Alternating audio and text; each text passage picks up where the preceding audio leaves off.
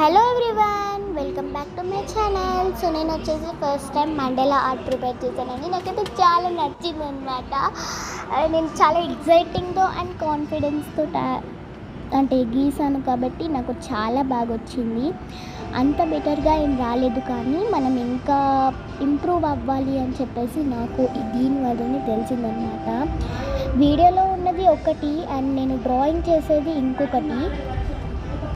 First వచ్చేసి నేను పెన్సిల్తో draw చేశానండి. తర్వాత నేను వచ్చేసి పెన్తో ఈ విధంగా పైన వేసేసాను. సో దట్ మనకి ఫస్ట్ టైం ట్రై చేసే వాళ్ళైతే ఈ విధంగానే చేయాలి, ఎందుకంటే పెన్సిల్తో రాస్తే ఏదైనా రబ్ చేసుకోవచ్చు, బట్ పెన్తో అయితే రబ్ చేయలేం కదా. ఇంకా నేను వచ్చేసి ఈ విధంగానే ట్రై చేశానండి. ఫస్ట్ వాళ్ళు మార్కర్తో డైరెక్ట్గా వేసేసారు. వాళ్ళకంటే వస్తుంది కాబట్టి వాళ్ళు వేసేస్తారు, బట్ మనకి రాదు కాబట్టి మనం ఫస్ట్ పెన్సిల్తో వేసుకొని తర్వాత పెన్తో విధంగా చేసుకోవాలి. తర్వాత నేను ఏదైతే మిస్టేక్స్ పోయాయో పెన్సిల్తో రాసినవి అవన్నీ కూడా నేను రబ్ చేసేసాను. అండ్ ఈ విధంగా గ్యాప్స్లో అయితే నేను మొత్తం పెన్తో ఫిల్ చేసేసాను అండి. చూడండి, నాకైతే చాలా నచ్చింది, బట్ నాకైతే నెక్ పెయిన్ అయితే చాలా వచ్చింది గైస్.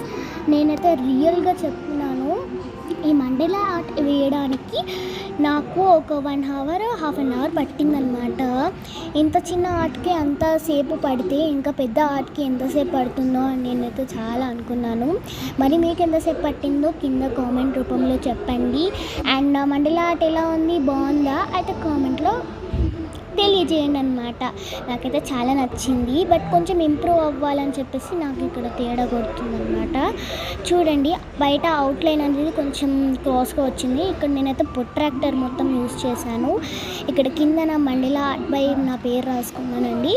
బాగుంది కదా. మరి మీకు నచ్చితే లైక్, షేర్, కామెంట్, సబ్స్క్రైబ్ ఇలాంటివి మీరు చేస్తే కామెంట్ రూపంలో చెప్పండి. Bye guy.